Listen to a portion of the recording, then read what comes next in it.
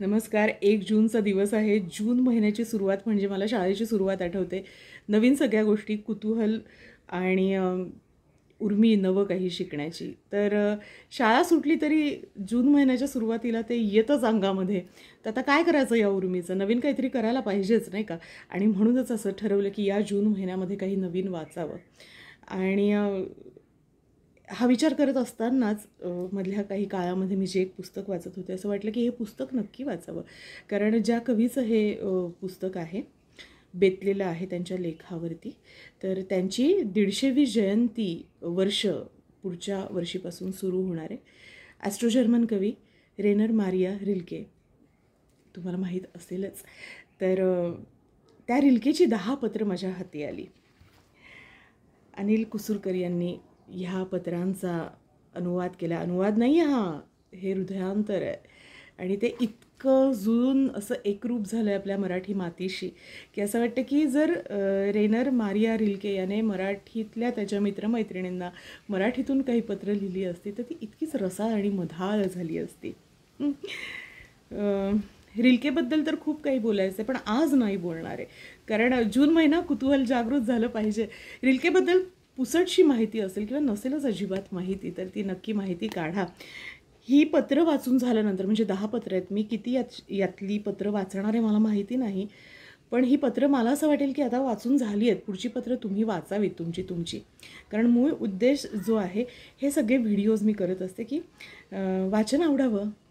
पुस्तक हातात घेऊन वाचण्यामध्ये जी गंमत आहे, तो जो काही एकांत आहे स्वतःशी जोडण्याचा, तो पुन्हा एकदा आपण अनुभवावा. जर काही कारणानं तो पाठी पडला असेल किंवा नसेल आला आयुष्यामध्ये, तर ती गोष्ट नव्यानं सुरू व्हावी. नवीनच असेल तर तिचा आनंद घेता यावा. आणि म्हणून हे असे व्हिडिओज करायला मला आवडतात. रिल्केची 10 पत्रे, अनिल कुसूरकर यांनी लिहिलेलं पुस्तक, हृदयांतर केलेलं पुस्तक, ग्रंथाली प्रकाशनाचं हे पुस्तक आहे. नक्की हे पुस्तक घ्या. रिल्केबद्दलची माहिती अनिल कुसूरकरांनी लिहिलेली आहेच. माझी पत्र वाचून झाल्यानंतर मी तुम्हाला वाचून दाखवणार आहेच की रिल्केला काय म्हणायचं आहे, त्याचा जीवनक्रम सगळा कसा होता. आता मी पत्र वाचायला सुरुवात करणार आहे. पहिलं महायुद्ध बघितलेला हा कवी, दीर्घकाव्य लिहिली, असंख्य पत्र लिहिली मित्रांना. आणि ती पत्र म्हणजे देखील एक दीर्घ काव्य ज्याला आपण म्हणू शकतो, एक कविता म्हणू शकतो, अशा पद्धतीची ती आहेत. कुठलंही पत्र काढावं, कधीही वाचावं असं ठरवलं होतं की सुरुवातीपासून वाचू, पण आत्ता अचानक वाटलं की कुठलंही पत्र घेऊयात आणि वाचूयात. तर पण पाठीमागे जे लिहिलं आहे ब्लडवरती, ते मी तुम्हाला वाचून दाखवते. रिल्के जीवनवादी आहे, तो सौंदर्य आणि कलावादीही आहे. ध्येयासाठी आणि ध्येयापुरती साधनं हा विचार त्याच्या पाठी आहे.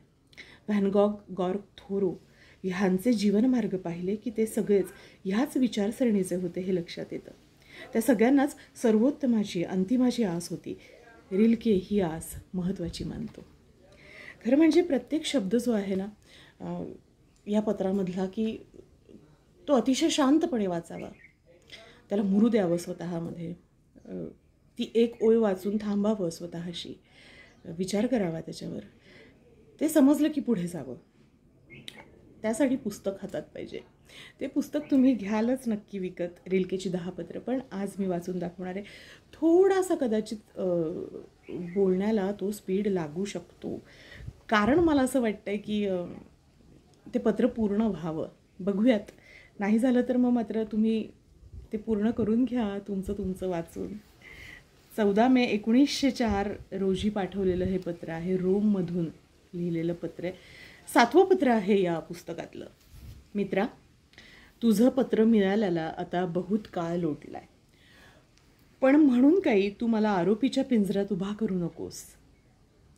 एकतर मी माझ्या एकांतात दडी मारून होतो, दुसरं म्हणजे पार्थिव अडचणी मला जेरीला आणत होते, आणि तिसरं म्हणजे मी नेहमीप्रमाणे प्रकृतीनं गलितगात्र होतो.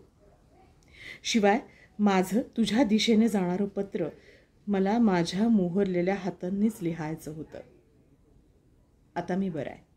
बदलता वसंत ऋतू मला पिडतोय हे खरं, पण तरीही मी आता मला तू पाठवलेल्या कवितेबद्दल आभारात्मक, आस्वादात्मक दाद द्यायला सज्ज आहे. हे बघ, तुझी नवी कविता सुनीत ग्रेटच आहे. फार भावलं मला ते. तृप्तीच्या संन्यस्त पावलांनी ते हळूहळू माझ्यात विलीन झालं. वा वा वा. तृप्तीच्या संन्यस्त पावलांनी ते हळूहळू माझ्यात विलीन झालं. मी ते माझ्या हातांनी माझ्या स्मरणसाक्षीनं लिहून काढलंय पुन्हा आणि तुला पाठवतोय. आपलंच बाळ दुसऱ्याच्या हातांनी पुन्हा आपल्याकडे येतं. त्यात सुख नसतं का? खूप सुख असतं अशा आपुलकीच्या देण्या घेण्यात. सुख पोचवण्याचा माझा तो एक छंद आहे. तू ते नवीनच कविता वाचावी असं वाच. स्नेहस्पर्श घेऊन आलेली कविता पुन्हा नवी असते. ओ हो, तू मला दिलेल्या आनंदाचे आभार हे असे मानू देत मला. तुला अनोखे धुमारे फुटतायत आणि तू त्यांनी बिचकू नयेस असं मला वाटतं. तुला अनोखे धुमारे फुटतायत आणि तू त्यांनी बिचकू नयेस असं मला वाटतं. लोकांना बिचकू दे किंवा विचकू दे. तू त्यांच्या पसंतीच्या सोप्या सरळ धोपट अभिव्यक्तीला शरण जाऊ नकोस.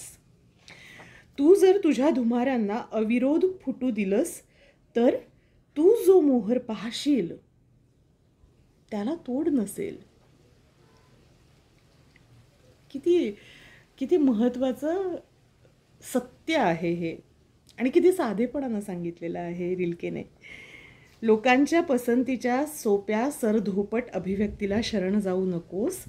तू जर तुझ्या धुमाऱ्यांना अविरोध फुटू दिलंस तर तू जो मोहर पाहशील त्याला तोड नसेल. तू बिकटतेशी जुळलेलं नातं अबाधित ठेव. कला साधना हा हठयोग आहे, सुखासन नव्हे. निसर्ग सतत हठयोगात निमग्न असतो आणि म्हणूनच तो स्वतःची अभिव्यक्ती अभिजात राखू शकतो. जास्वंद कधी गुलाब बनण्याची लाचार चेष्टा करत नाही.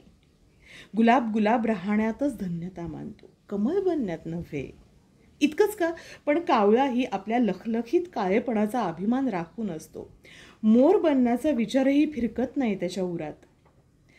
असला अनुनय अपरिपक्वता आणि म्हणूनच स्वत्वहीनता दर्शवतो. कलाकाराला अत्यंत हानिकारक अशी ही वृत्ती आहे.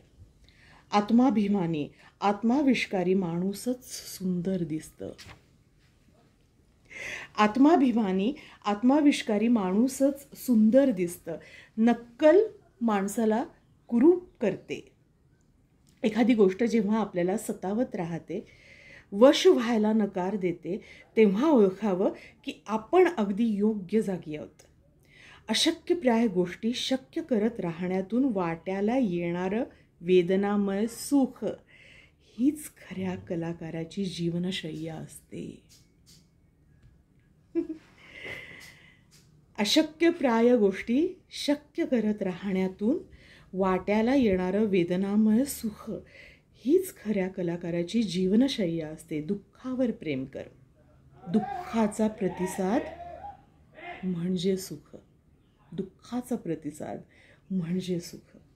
प्रेम करणं उत्तम, कारण प्रेम अशक्यप्राय असतं. एका जीवानं दुसऱ्या जीवावर प्रेम करणं ही मला वाटतं सगळ्यात कठीण चढण असते. मानवाला परमेश्वरानं दिलेलं ते सर्वात मोठं आव्हान असतं आणि म्हणून ती मानवाची अग्निपरीक्षा असते. आपला सारा अभ्यास हा त्या परीक्षेसाठी असतो आणि म्हणूनही मी म्हणेन की तारुण्यात होणारं पदार्पण म्हणजे प्रेमात पडण्याची पदवी नव्हे, परवाना नव्हे. तारुण्याची सारी उर्मी ही आत्मशोधासाठी अवगुंठित करायला हवी, कारण आत्मशोध हा प्रेमाच्या प्रासादाचा भक्कम पाया असतो. आत्मशोधासाठी एकांत हवा. जो एकांत साधू शकत नाही तो सहवासाचा आनंदही दीर्घ काळ घेऊ शकत नाही. स्वतःला न ओळखणारे तरुण तरुणी एकमेकांना ते काय ओळखणार?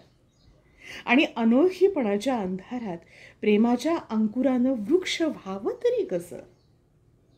वासनेला प्रतिसाद म्हणून किंवा बाह्य आकर्षणाला भुलून जे तरुण तरुणी एकत्र येतात ते नंतर विसंवाद भोगतात किंवा बैरागी बनतात. दोघं एकमेकांना नष्ट करण्याच्या उठाठेवीत स्वतः नष्ट होत राहतात. अशी किंमत मोजण्या इतकं जीवन स्वस्त नसतं.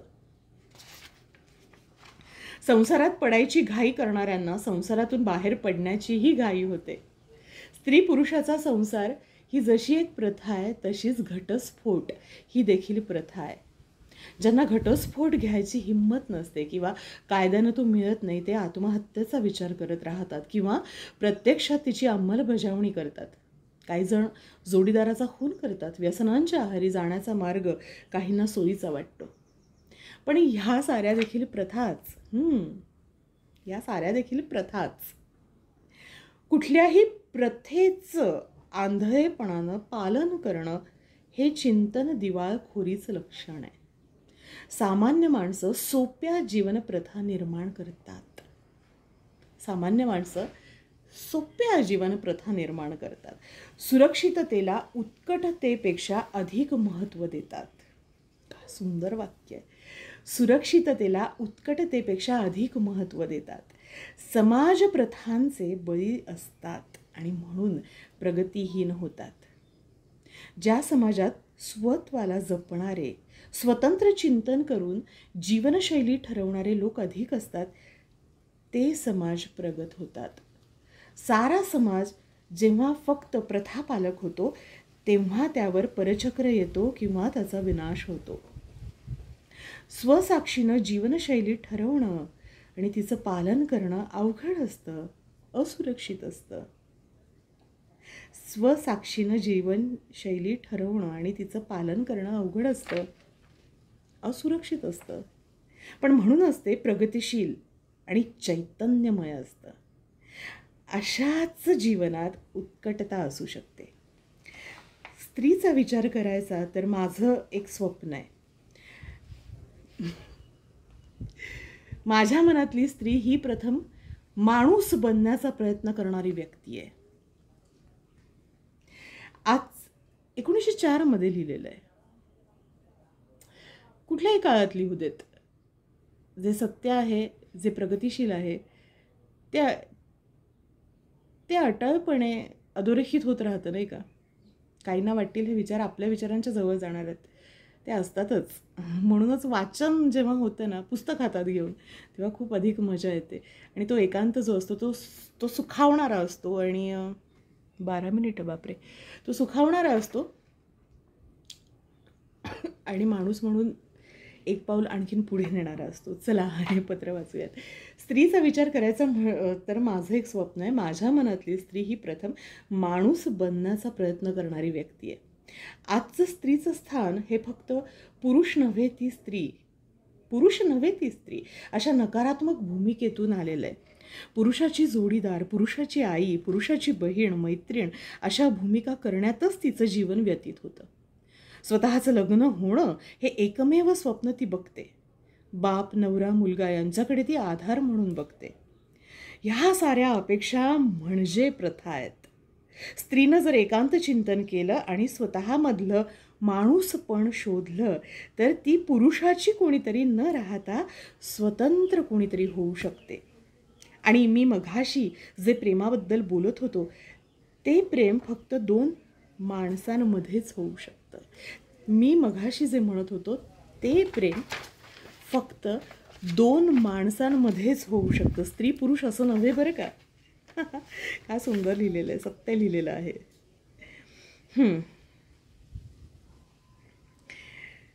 पुरुषानं प्रथम माणूसपद प्राप्त करायला हवं. स्त्रीनं प्रथम माणूसपद प्राप्त करायला हवं. मगच ही 2 माणसं ज्यांना स्वत्वाची जाणीव झालेली आहे ती परस्परांच्या स्वत्वाचा आदर करू शकतात. ती क्षमता त्यांच्यात आलेली असते आणि म्हणून ती प्रेमाला लायक होतात. अशा धडधाकट प्रेमात आणि थिल्लर आकर्षणात फरक असतो. असं प्रेम स्थायी असतं.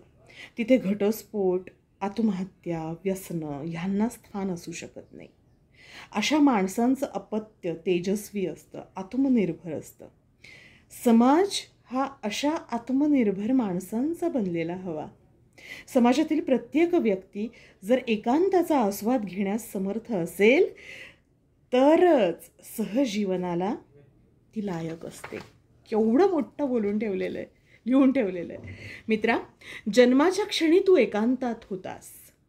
तो एकांत हा सर्वात प्रगाढ एकांत. त्या कोऱ्या पाटीवर तुला लाभलं ते निर्व्याज प्रेम. मातृप्रेमाचा एखादा क्षणही सारी हयातभर आपल्यातून पुसला जाऊ शकत नाही. एखादा क्षण म्हणतोय रिलके. मातृप्रेमाचे अनंत क्षण आपल्या वाटेला आलेले आहेत. आणि हा म्हणतोय की एखादा जरी क्षण असला तरी सारी हयातभर तो आपल्यातून पुसला जाऊ शकत नाही. कसा जाईल? तेव्हा प्रेम म्हणजे काय ह्याचं उत्तर प्रत्येकाला आपल्या स्वतःच्या उरात आढळू शकतं. ते तिथे असतं म्हणूनच तुम्ही अद्याप इथे असता. प्रेमाच्या त्या मूलधातूविना जीवन व्यर्थ आहे. मूलधातू प्रेम तो आहेच ना.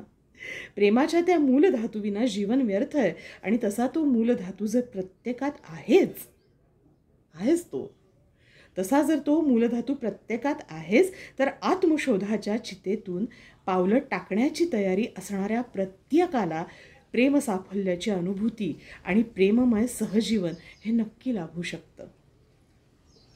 आत्मशोधाच्या चितेतून पावलं टाकण्याची तयारी असणाऱ्या प्रत्येकाला प्रेमसाफल्याची अनुभूती आणि प्रेममय सहजीवन हे नक्की लाभू शकतं.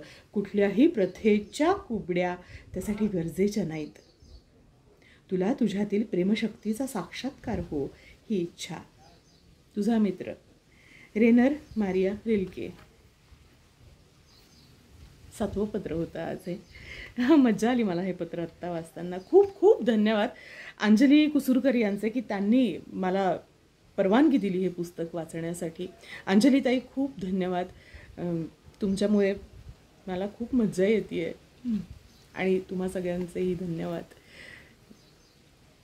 नेहमीप्रमाणे तुम्ही हा व्हिडिओ बघितलेला आहे. परत पुढचं पत्र घेऊन कधीतरी जूनच्या आत. नमस्कार. थँक्यू.